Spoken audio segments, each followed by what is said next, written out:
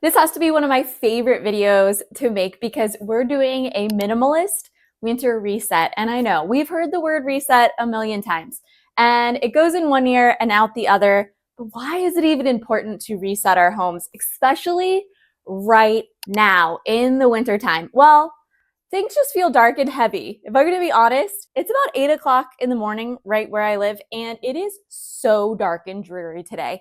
And honestly, I could just wallow, but I'm not going to, because I know that if I do a few resets right now, it will make the rest of my day more productive and I will feel good going into the rest of the things that I need to do. If you're feeling overwhelmed in your home right now, or just plain weighed down by the winter season being here, then today is the video for you. If you're new here, my name is Becky Truda, and I have been decluttering and living a more minimalist life over the past 6 years. And I just love to talk about it because honestly, it's the thing that saved me in many ways. So the first thing that I love to do as I'm resetting my home is to reset a few flat surfaces. I pick my most highly traveled, the most loved flat surfaces in my home, and I only give it maybe 5 to 10 minutes tops. And once those flat surfaces are clear, it's amazing what can happen to you. What I've learned over the past years of experience plus research is that our brains very easily get overwhelmed when there's a lot of clutter because our brains are jumping from thing to thing to thing, and where we might not realize that that's the reason we feel so stressed in this season of winter and Christmas and all the holidays.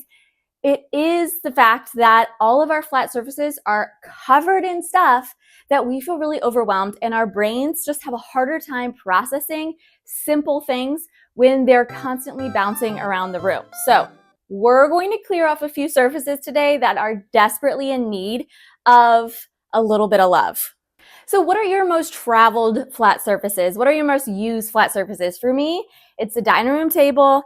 It's the flat surfaces in the bathroom when we're talking about toothpaste and all the other junk that gets left on the countertop, and my kitchen and my entryway. Those are the most highly traveled, those are the most highly used spaces in my home when it comes to flat surfaces. So I'm going to start over here on my dining room table and I'm going to clear it off. Now, we're not looking for perfection here. We're just looking to make this area better. So if you need to leave a few things on your flat surfaces because that's where things are going right now, then that's fine. But let's get off all of the trash, all of the things that absolutely don't belong, and let's go find a home that better suits them. When it comes to clearing off our flat surfaces, I always start with my table because it's where I want my family to eat. It's where I want my family to have good game nights and where we have friends over.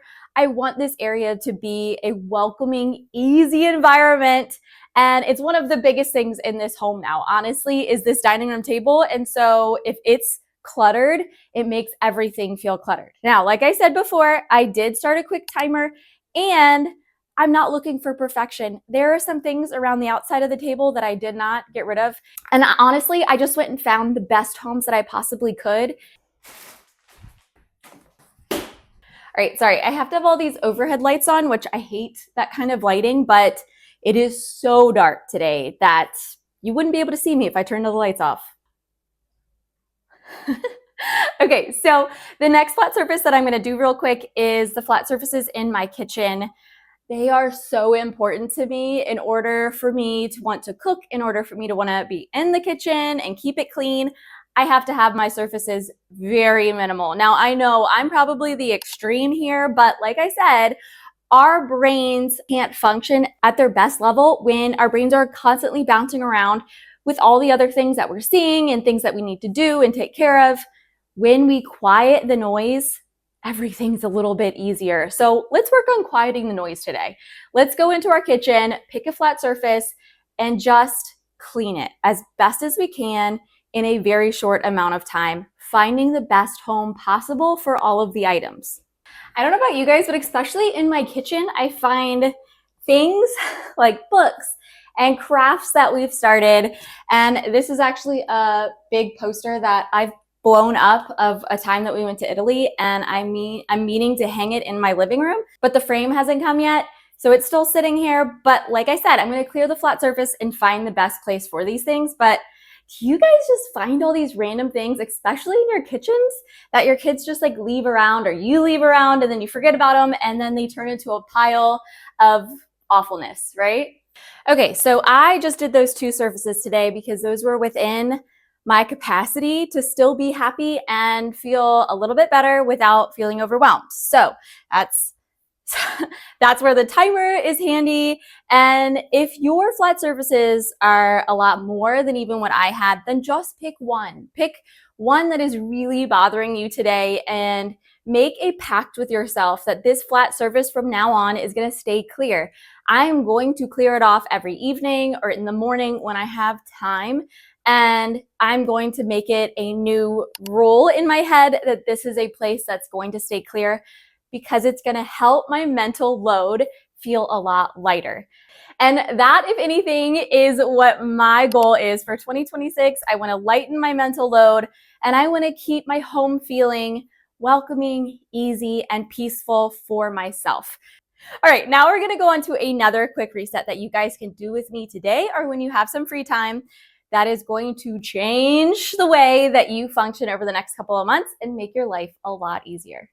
Okay, sorry, once again, super harsh lighting, but y'all don't care because we're here to learn together. So the next thing that I would 100% recommend for you today, if you're feeling overwhelmed in your life and winter and all the stuff, is to make a winter reset of your clothing. So today I want you to pick out 7 things that are your favorite winter pieces. 7 things. I don't know, it just felt like a good number to me. And I want you to pull those out today and identify why you like them. Maybe they always look good on you. Every time you put them on, you feel comfortable. They are soft. That's the most important thing for me, is always texture. So if anything is too tight or not squishy enough, girl, I ain't gonna wear it. So that was a big rule that I had to learn over time, is that I was constantly trying to live this unrealistic me, this person that I wanted to be. I thought if I dressed like that person, that I would be that person. Well, you know what? I never wore those clothes. They filled up my wardrobe. I couldn't ever find the things that I really wanted. And so I have extremely downsized my clothing over the past 6 years. And it's where I started. So if you want to pick one thing from these resets today, do this winter reset of your clothing. So we're gonna go into my drawers and my closet. I'm gonna show you my 7 favorite things, and in the comments you can leave the things that you ended up picking out in your quick winter reset for your wardrobe. Those things I want you to leave out. I want you to take away the things that aren't winter clothes or aren't gonna fit into your quick winter wardrobe. And these 7 things, these most important things, I want you to bring to the forefront. Now, I live in a much smaller home. If you don't know, I downsized 600 square feet in the past 4 months. And so I don't have a ton of places to leave my clothes and not look at them. But what I am gonna do is make sure that my favorite 7 things are pushed to the front of my drawers or the easiest access in my closet, and the rest of them are gonna be pushed away. And why is this important? Guys, this is so important for your mental load, for waking up in the morning and being able to find things that you actually enjoy wearing all of the time, because all of the noise of all of these clothes that we aren't wearing, it overwhelms our brains in the morning. It makes us have so many extra decisions, and we walk out the door not feeling our best self. And you know what? You deserve to feel your best self, your most comfortable self every single day. And you don't need to look at all the clothes that don't fit. You don't need to look at all the clothes that aren't working right now. You need to focus on getting dressed in the morning and getting out the door so that you can live your best life, not sitting in your room feeling discouraged.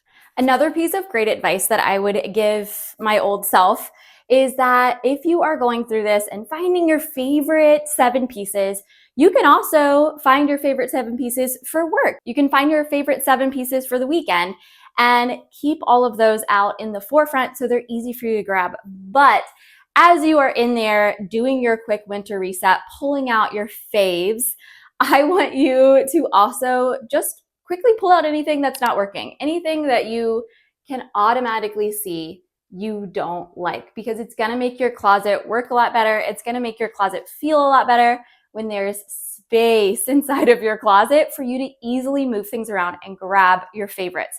So while I was in there, I found this red shirt. I actually do really like red on me. I think it looks good, but I never felt comfortable in this shirt. I always felt kind of awkward. And that's not where we're going to be in 2026. So anything that you feel weird in, even if you've gotten compliments on it before and people say you look great, it doesn't matter, because if you feel weird, that's what is most important, and it's time for it to go. Oh my goodness, just look at the rain behind me. You can barely even see out the windows. It has been raining so hard. But that is a great reason why we should reset our entryway, because we're going to be bringing in snow and wetness and rain, and we need coats and hats and all the things, right? So today we're going to also reset my entryway and just make sure I don't have anything that isn't working for this season in the winter.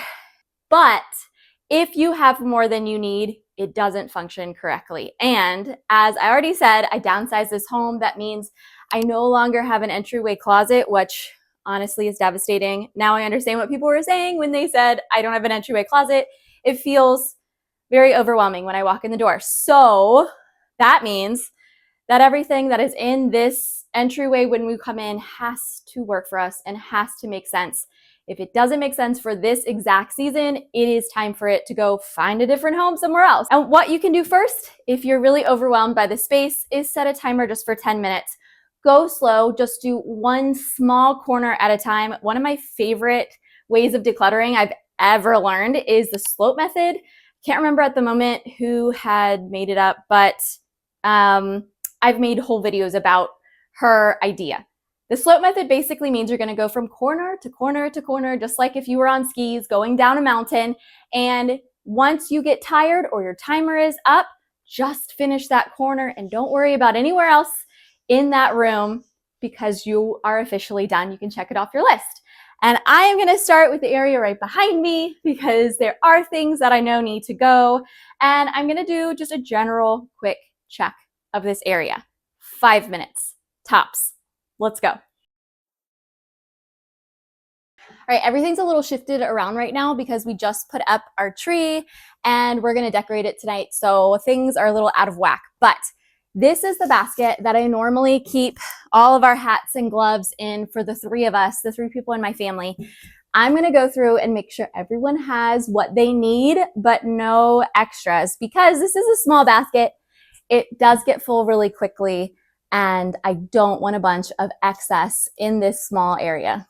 If you have a much bigger family, everyone could have their own basket. You could put their name on it and they keep their hats and gloves and whatnot. I found personally for myself and my husband that if we have less, we take care of it a lot better. So I have one hat, I have one pair of gloves, I have one scarf, and for me, it helps me to keep track of that stuff. I don't know if that works for everybody, but I would definitely recommend having less stuff out. The idea of having only one of things is a minimalist idea I learned along the way.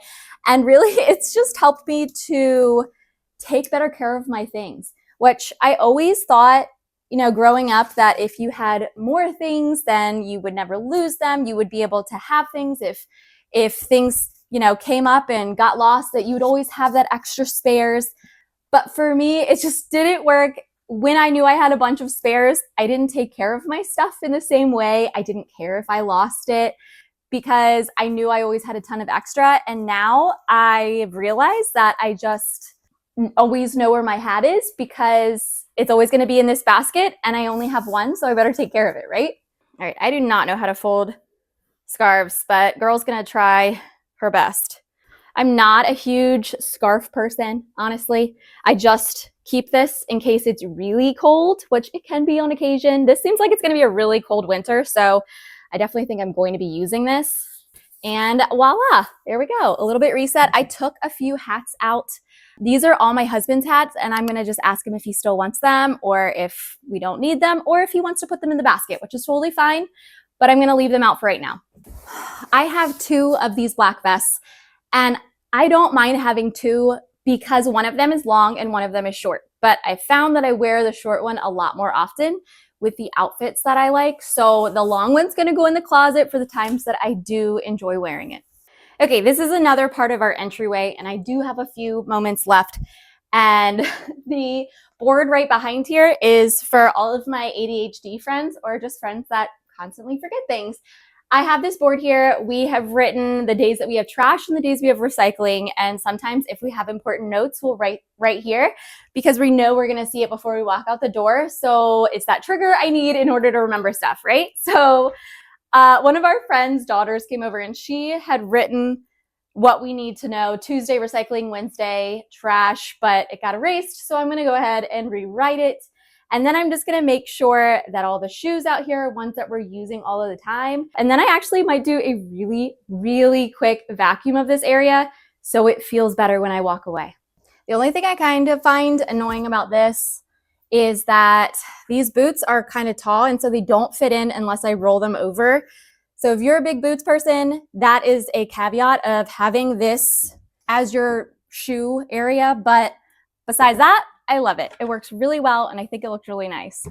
Real quick, if you are enjoying us here and having fun, then please subscribe and join us on Minimalist. But also, if you're already decluttering and minimalizing, is that a word, with us, then throw a heart emoji down below because I think we all like to know that we are not alone on this crazy journey.